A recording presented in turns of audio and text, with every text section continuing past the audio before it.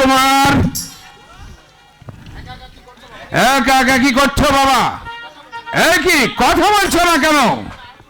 আমি আর তোমার সঙ্গে কোনোদিন কথা বলবো না বাবা। আমাকে একা রেখে আপনি কোথায় চলে গেছেন? ঠিক আছে বাবা, আমি আর একা রেখে কোথাও যাব না। এবার হলো তো? উনি কে পিতা? ওনাকে তো চিনতে পারছি না। উনি তোমার মা? মা? হ্যাঁ হ্যাঁ, মা। আমাদের মা। মা, তুমি তুমি এতদিন কোথায় ছিলে মা? আজ বুঝি তোমার রূপদীপ কুমারের কথা মনে পড়েছে মা? মহারাজ, তুমি কিছু ভেবো না রানী, ছোটবেলা থেকে ওর মাকে কোনোদিন দেখেনি কিনা, তাই আজ তোমাকে কাছে পেয়ে আনন্দে আত্মহারা। মা, মাগো,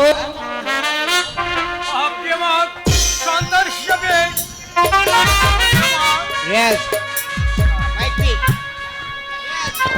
না,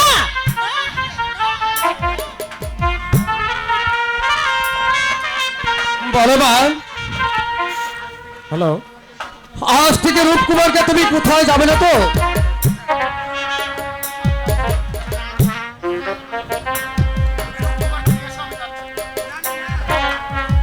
রানী, তুমি রূপকুমারকে নিয়ে এসো, আমি যাচ্ছি। দেখি মা, কথা বলছো না কেন মা? আমি তোমার সঙ্গে কোনো কথা বলতে চাই না। ঠিকই মা। বসবো না। তুমিও কথা বলো না মা। রূপ রূপ, এই রূপ রূপ। দাদা, মাগনা কাক দিয়ে কি করছে? কথা বলতে শুনেছি। শুনেছি এই পিতা নাকি প্রাসাদে ফিরে এসেছে। হ্যাঁ দাদা, এই দেখো না দাদা, পিতা কাকে নিয়ে এসেছে? কাকে নিয়ে এসেছে রূপ? উনি কে? ওনাকে তো আমি চিনতে পারলাম না। উনি আমাদের মা দাদা। মা? হ্যাঁ দাদা, আমাদের মা? আমাদের মা। হ্যাঁ দাদা, উনি আমাদের মা। মা? মা গো, এতদিন পরে তুমি যখন আমাদের মাঝে মা হয়ে এসেছো, তখন তোমার এই অবস্থের প্রণাম নাও মা। হে কি মা, তুমি আমার প্রণাম নিলে না মা? বলো বলো মা, তুমি কি তাহলে আমাদের সন্তান হেরে কাছে টেনে নিলে না মা? না, আমি কারো মা হতে পারবো না। দাদা, ওরে রূপ, মা মাগো, হে তুমি কি বলছো মা? আমি ঠিকই বলছি। আমি কিছুতেই তোমাদের মা বলে মেনে নিতে পারি, এটা আমার পক্ষে সম্ভব না। ওগো জননী, আজ বহুদিন হলো মাকে হারিয়ে মা বলে ডাকার মতো আমি কাউকে কাছে পাইনি মা। আজ যখন তুমি আমাদের মাঝে মা হয়ে এসেছো, তখন অবহেলা আমাদের দূরে সরিয়ে দিও না মা। আমাদের দূরে সরিয়ে দিও না। অসম্ভব। যৌবনের আরম্ভে আমি কোনো সন্তানের মা হতে পারবো না। সে কি দাদা? ওরে ভাই রূপকুমার, আমাদের আজ হাসির হাতে কান্নার জোয়ার বয়ে দিতে হয়তো এই নারী আমাদের মাঝে মা হয়ে এসেছে রে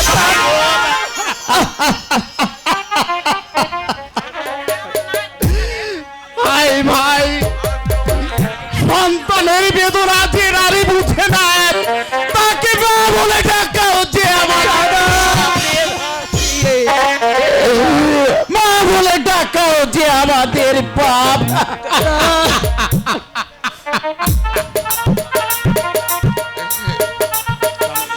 দাদা, দাদা, চলো দাদা, আমরা প্রাসাদ থেকে চলে যাই।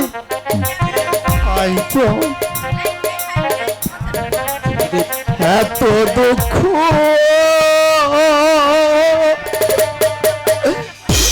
লিখেছ রে খোদা,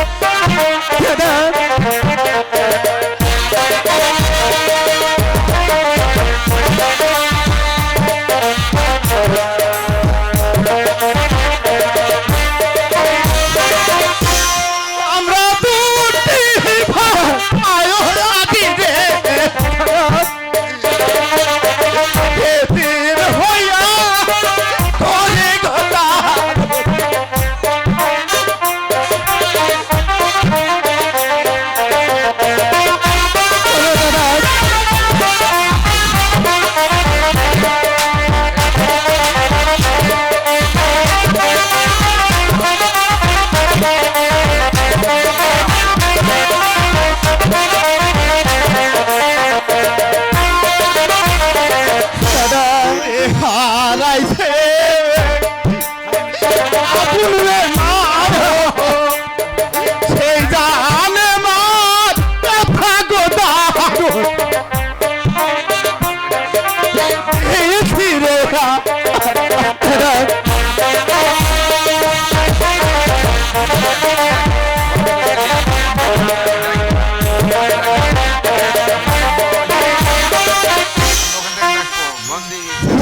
মা শোনো নারী, আমার পিতা যখন তোমাকে বিয়ে করে এনেছে তখন তুমি অস্বীকার করলেও আমরা জানি তুমি আমার মা। তাই যদি তুমি আমার প্রণাম ওই সাদরে গ্রহণ না করো তাহলে আমি ওই দূর থেকে চালিয়ে যাব মা। হাজারে হাজার প্রণাম মা, হাজারে হাজার প্রণাম। আসি মা, চলো গো, চল ভাই রুয়েশ, আমরা এখন প্রাসাদে ফিরে যাই। তাই চলো দাদা।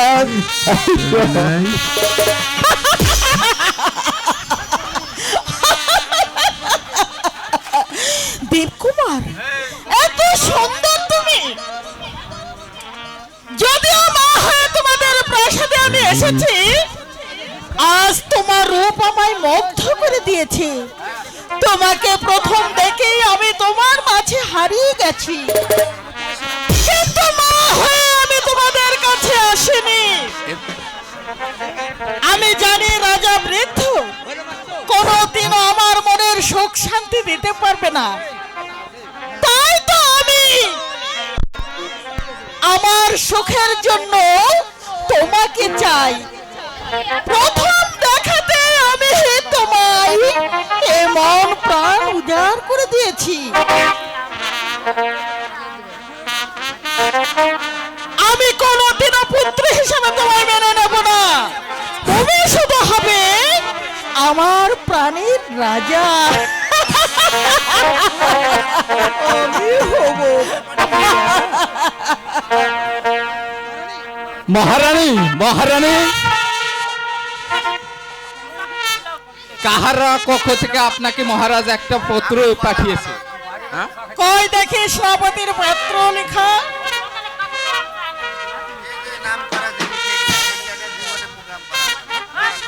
মহারানী, শুনেছি আপনি আনন্দপাল মহারাজের স্ত্রী। আমার অন্যায়ের জন্য হয়তো আমার প্রাণদণ্ড হতে পারে। আপনি ওই বৃদ্ধ রাজাকে বিয়ে করেছেন।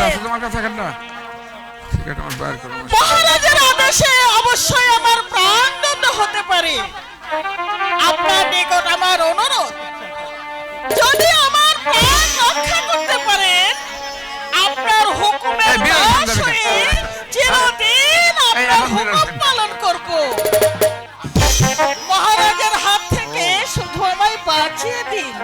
ইতি সভাপতি মিলন সেন। ঠিক আছে মিলন সেন, আমি তোমায় মরতে দেব না। কারণ আমার মনোবাসনা পূর্ণ করতে হলে তোমাকেই যে আমার বড় প্রয়োজন। আমার প্রয়োজনে আমি তোমাকে মৃত্যুর হাত থেকে বাঁচিয়ে দেব।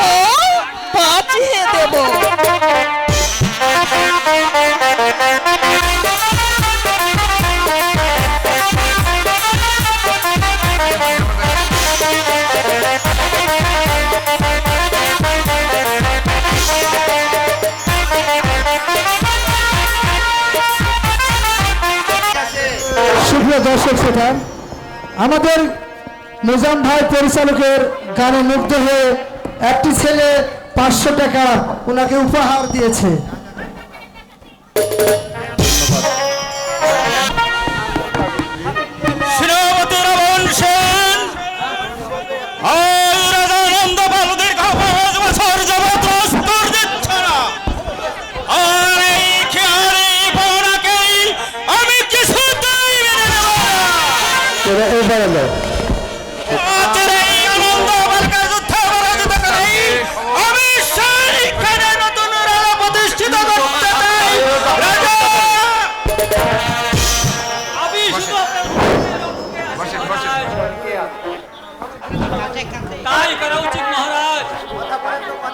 বলো। আমি আদেশ দিন মহারাজ, আমি অচিরে আনন্দপুরে আক্রমণ করি। আমি যুদ্ধের জন্য তৈরি থেকে রাবণ সেন, আমি আদেশ দেওয়ার সাথে সাথেই আনন্দপুরের সৈন্যের উপর তুমি ঝাঁপিয়ে পড়বে, যেভাবেই হোক ওই আনন্দপুরকে পরাজিত করতে হবে। এই নিয়ে আপনি ভাববেন না মহারাজ, আমি উদার আক্রমণ করতে প্রস্তুত। আনন্দপালকে যে কিভাবে যুদ্ধে পরাজিত করতে হবে তা সে কৌশল আমার ভালো করে জানা আছে। শুধু আপনার অভিজ্ঞায় হবে আছে মহারাজ।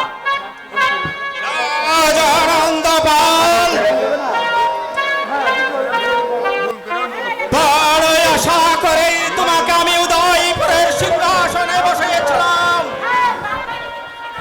কিন্তু আজ তুমি আমার সাথে বিশ্বাস ভঙ্গ করলে। এবার তুমি বুঝতে পারবে বিশ্বাসঘাতকতার শাস্তি কত ভয়ঙ্কর।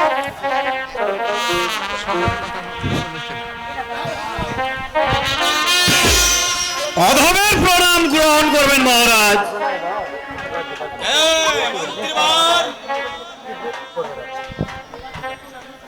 কি বার্তা নিয়ে এসেছেন আপনি? জানি আপনি মহারাজ রাজকন্যা পাঠানোর অপরাধে খুব ক্ষিপ্ত হয়ে আছেন। খুললাম না সব। চাই আমাদের রাজ্যে যে অভাব দেখা দিয়েছে, আমাদের মহারাজের রাজকর পাঠানো কিছুতেই সম্ভব হয়নি মহারাজ। তাই আপনার কাছে মহারাজ আনন্দপাল ক্ষমা প্রার্থী। এই আনন্দপালের খেয়ালিপনাকেই আমি কিছুতেই বরদাস্ত করব না। আমার পাওনা রাজকর না পাঠালেই আমি অচিরেই যুদ্ধ ঘোষণা করব।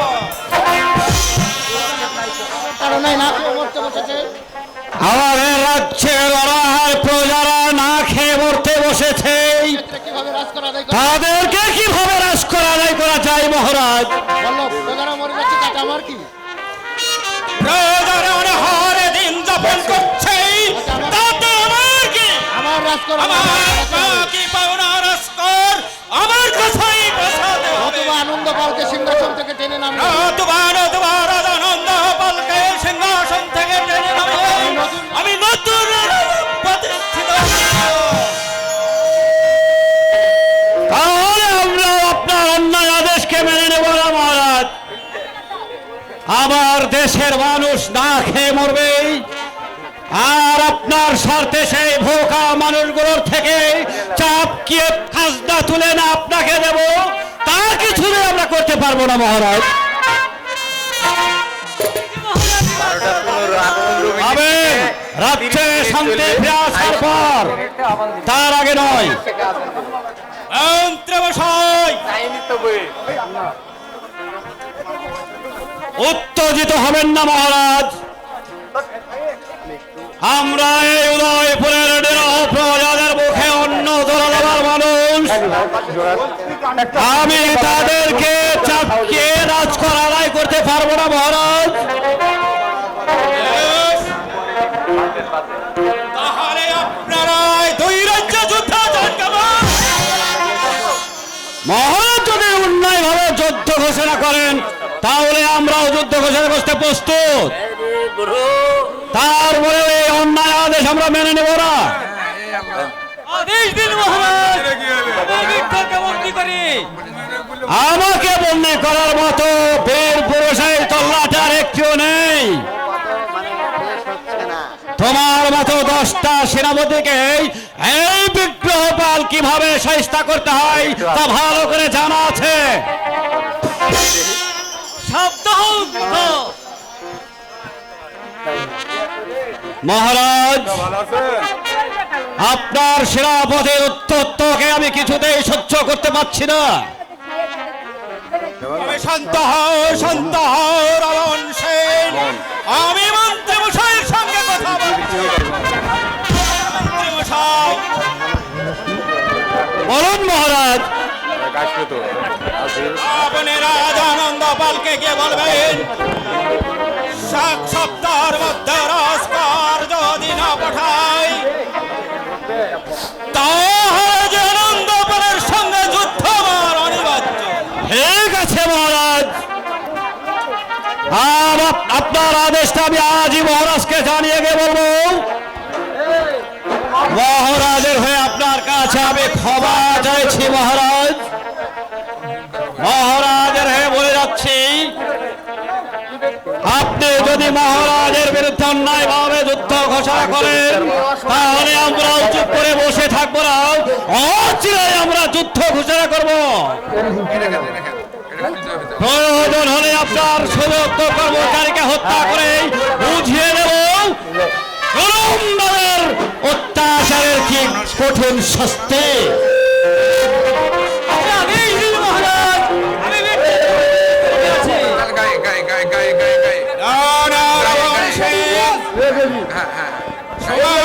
আমি নিশ্চয়ই বলবো, আমি দুধ পাঠিয়েছি, তার সম্পাদনেই আমি অচিরেই যুদ্ধ ঘোষণা করবো। যেমন করে হোক রাজানন্দ পালকে পরাজিত করে নতুন রাজা প্রতিষ্ঠিত করবো।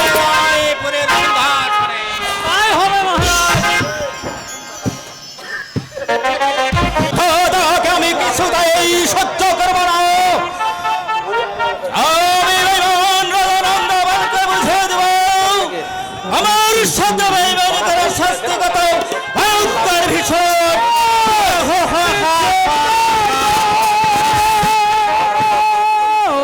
করিস রে তুই সত্যের অপরাধ, করিস রে তুই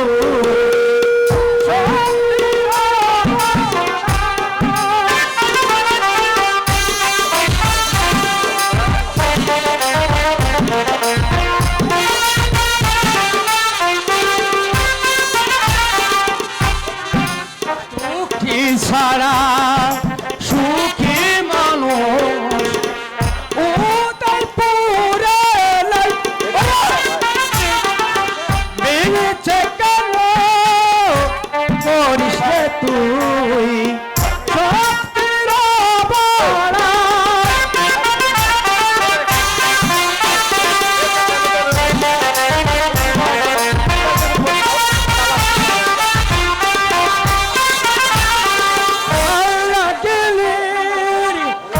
বলে তুই শেষ হবে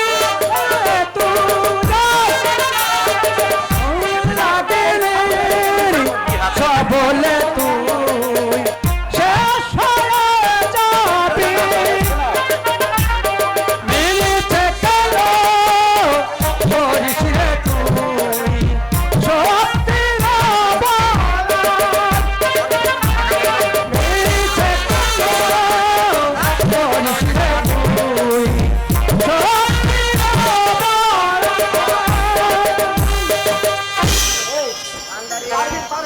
তাহলে এই কি আমি ভুল পথে যাচ্ছি? ওই পাগলা বাবা তো মিথ্যা বলতে পারে না। তাহলে এই কি উদয়পুরের সিংহাসনে শক্তি অভাব দেখা দিয়েছে? কাজে আমি দুধ পাঠিয়ে নেই, তার সমস্ত সংবাদ জেনে নেব।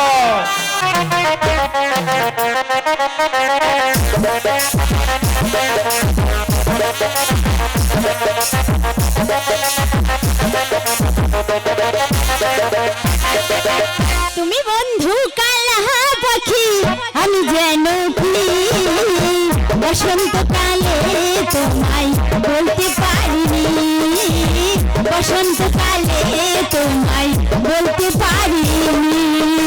তুমি বন্ধু কালা পাখি আমি যেন কি বসন্তকালে তোমায় বলতে পারিনি, বসন্তকালে তোমায় বলতে পারিনি। সাদা সাদা কালা কালা রঙ মেশে সাদা কালা, সাদা সাদা কালা কালা রঙ মেশে সাদা কালা। হসি আমি মন পাগে বসন্তকালে তুমি বন্ধু কালা পাখি আমি যেন কি বসন্তকালে তোমায় বলতে পারিনি বসন্তকালে তোমায় বলতে পারিনি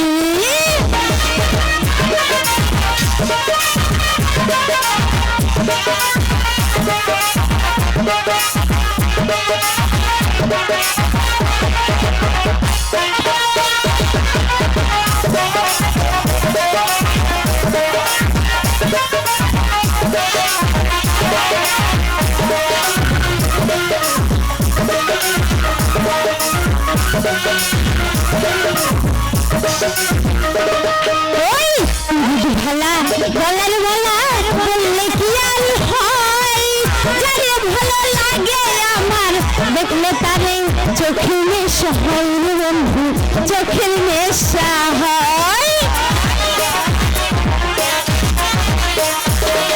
ওই সুরভি ভালা গলার মালা বললে কি আর হয় যারে ভালো লাগে আমার দেখলে তারে চোখের নেশা হয় রে বন্ধু চোখের নেশা হয় সাদা সাদা কালা কালা রং জমেছে সাদা কালা সাদা সাদা কালা কালা রং জমেছে সাদা কালা ওইসি আমি মন পাগেলা বসন্তকালে তুমি বন্ধু কালা পাখি আমি জানো কি বসন্তকালে তোমায় বলতে পারিনি বসন্তকালে তোমায় বলতে পারিনি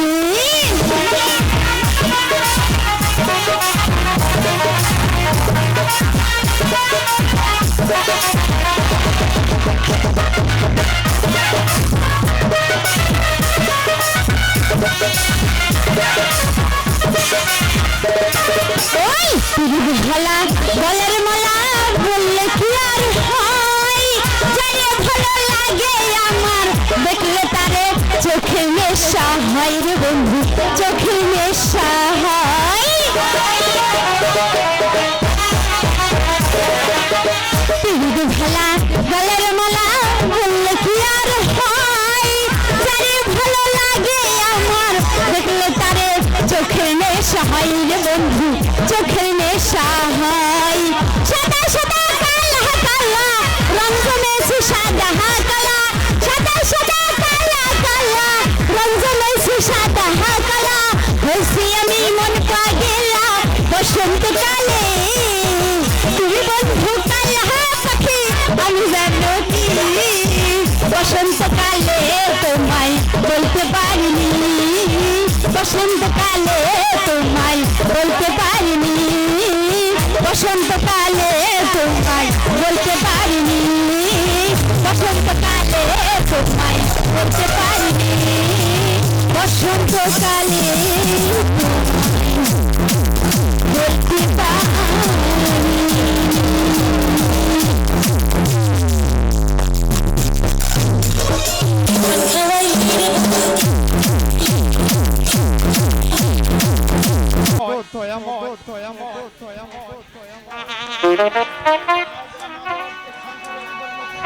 আজ আমাদের সংসারে একই লেশ দেখতে পাচ্ছি আমাদের আজ হাসির হাতে কোন কান্নার বয়ে যাচ্ছে আমার মনে হচ্ছে ওই ডাইনিটা আমাদের এই সংসারটাকে একেবারে ধ্বংস করে ছাড়বে ওগো দয়াময় তুমি আমার সহায় থেকো দয়াময় তুমি আমার সহায় থেকো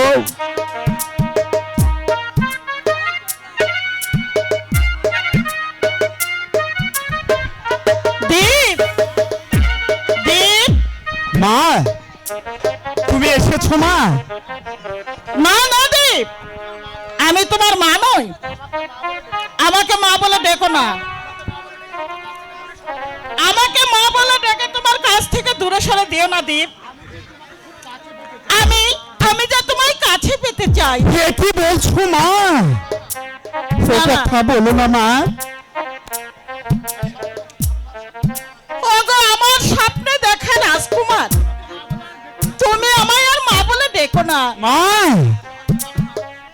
তুমি হয়তো জানো না, প্রাসাদে যেদিন আমি প্রথম এসেছি সেদিনই তোমায় দেখে আমার ভালো লেগেছে। ওগো আমার জননী, তোমার মুখে আজ কি কথা মা? পিতা তোমাকে চন্দ্র সূক্ষ্ম সাক্ষী রেখে বিয়ে করে এনেছে। এখন ধর্ম মতে তুমি আমার মা। যদিও তুমি আমাকে গর্ভধারণ না করো, তবুও তোমাকে আমি গর্ভধারিণী বলে জানি মা। তোমার পায়ে আমার মিনতি মা, আমাকে অযথাই পাপের মুখে ঠেলে দিও না মা। আমি তোমার সন্তান হিসাবেই চিরদিন বেঁচে থাকতে চাই মা। অসম্ভব, তুমি বিশ্বাস করো দেব, আমি তোমায় সত্যি খুব ভালোবাসি। তুমি আমার কথা মেনে নাও দেব।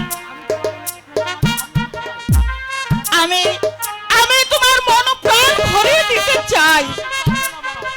আমি পারবো না মা, আমি কিছুতেই পারবো না। তুমি আমাকে রক্ষা করো মা, আমাকে ওই নরকের অন্ধকারে ঠেলে দিও না মা, আমাকে ঠেলে দিও না। তা হয় না দেব, মা আমি তোমাকে নিয়ে আমার নতুন প্রেমের তাজমহল তৈরি করতে চাই। আমার এই রূপ যৌবন সব তোমার পায়ে লুটিয়ে দিতে চাই। এসো দীপ, আমার কাছে এসো, আমার বুকে মাথা রেখে বলো, ওগো প্রিয়তমা, তুমি আমার আর আমি তোমার। ওগো ঠাকুর, এই কি তোমার খেলা? যাকে আমি আমার মায়ের আসনে বসে শ্রদ্ধার পর্যাঞ্জলি দিতে চাই, আর সেরা চাই আমার কাছে পেন ভিক্ষায়। জানি না ঠাকুর, আরে জানি না কেন তুমি আমাকে এমন কঠিন পরীক্ষায় ফেললে ঠাকুর। আমাকে পাপের পথ থেকে মুক্তি দাও ঠাকুর, এই পাপের পথ থেকে মুক্তি দাও। তবে কি আমার ভালোবাসা তোমার কাছে কখনো মর্যাদা পাবে না? যে ফুল ফুটে উঠেছে আমার যৌবন বাকি যায়, সে ফুলের মধু কি কখনো তোমার পায়ে ঠাঁই পাবে না? বলো বলো দীপ, বলো না, আমায় বলো। মা গো, তুমি আমাকে ক্ষমা করে দাও মা। আমি ওই মৃত্যুর পূর্ব পর্যন্ত মহত্ব আমি তোমাকে শুধু মায়ের শ্রদ্ধাঞ্জলি দিয়ে যাব মা।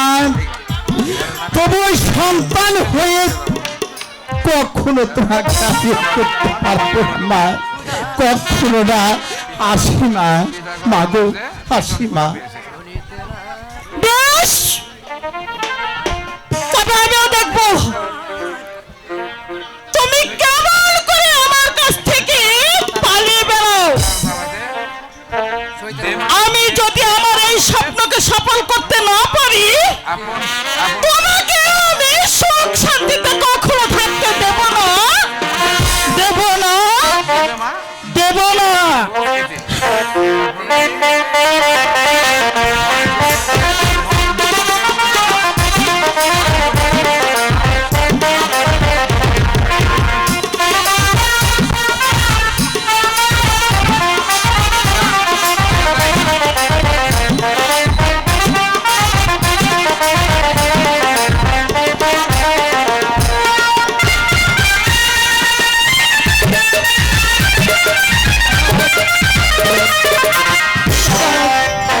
দাদা তুমি কোথায় দাদা? দাদা গো, তোমাকে সেরা প্রাসাদ আমি খুঁজে বেড়াচ্ছি, তবু যে তোমার দেখা পাচ্ছি না দাদা।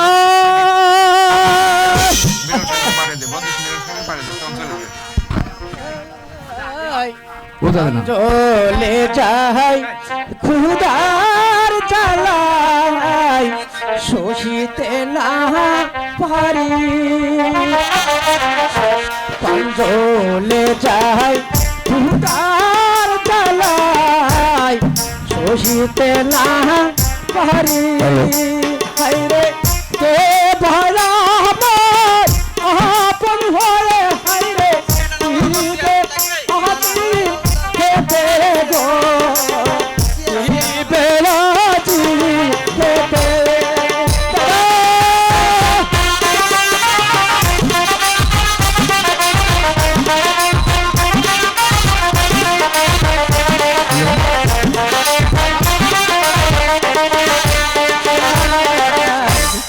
তার জ্বালায় জ্বালা শোষিতে না পারি হায়রে কে বাবা বন্ধ ভয়ে তুইবে আজি কেতে গো তুইবে রাজি কেতে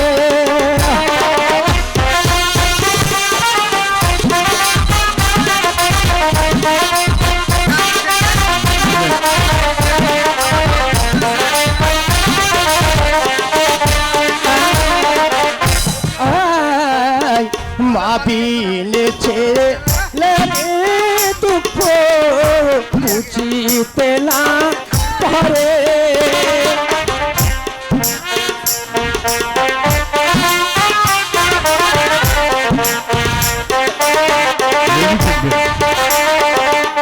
প্রাণে দুঃখ কেউ বুঝে না হাইরে বুঝিতে না পারি বুঝিতে না পারি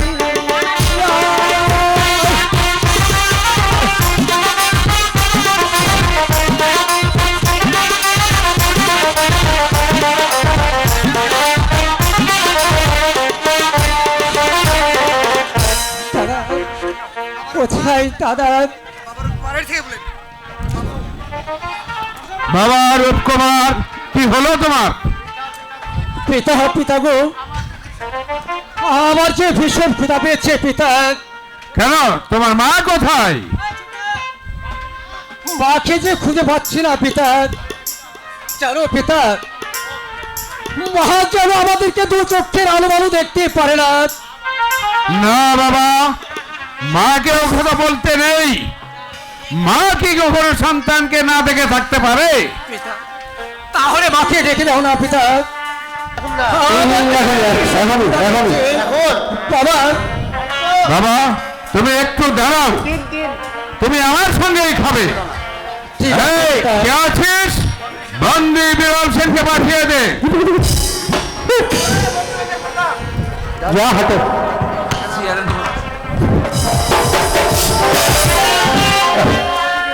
সেনাপতি বিরল সেন, তুমি চন্দ্রাবতীর পিতাকে হত্যা করে যে অপরাধ করেছো তার শাস্তি দেওয়ার জন্য এখানে আনা হয়েছে। আমার অপরাধ ক্ষমা করবেন মহারাজ। হতে পারে না। তোমার শাস্তি হবে, তোমার শাস্তি হবে মৃত্যুদণ্ড। এটাই তোমার উপযুক্ত শাস্তি।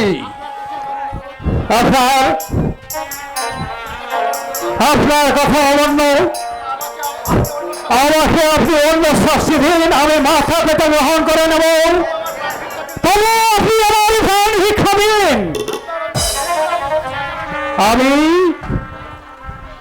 না না, তোমার মতো শয়তানের ক্ষমা হতে পারে না। আমি যা বলেছি তাই হবে। সৈনিক, এই শয়তান সেনাপতিকে ঘাতকের হাতে তুলে দিয়ে বলবে তাকে হত্যা করে তার ছিন্ন শির এনে আমাকে যেন উপহার দেয়।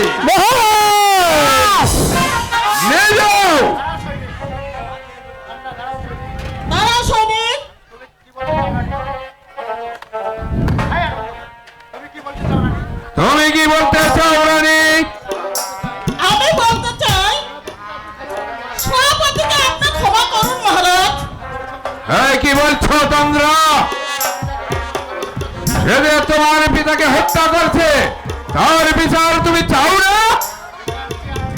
বিচার চেয়ে আর কি হবে মহারাজ?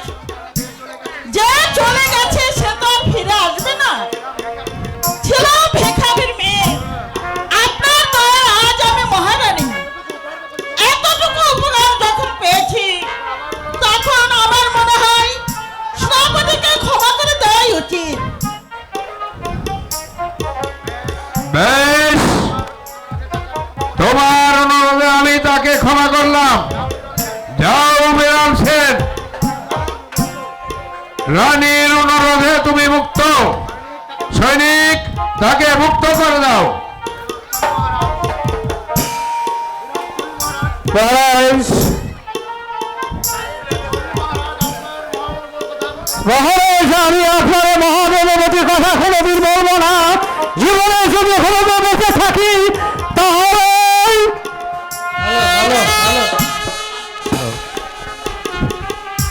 নারী, রূপকুমার ভীষণ খেতে পেয়েছে, তাকে খেতে দাও গে। চলো সৈনিক। চলো মা, আমাকে খেতে দেবে। আমায় খেতে দেবে? যা যা শয়তানের বাচ্চা, যা। খেতে দেব? খেতে দেব ওকে? বেরিয়ে যা, আমার চোখের সামনে থেকে বেরিয়ে যা। শুনেন শুনেন, মা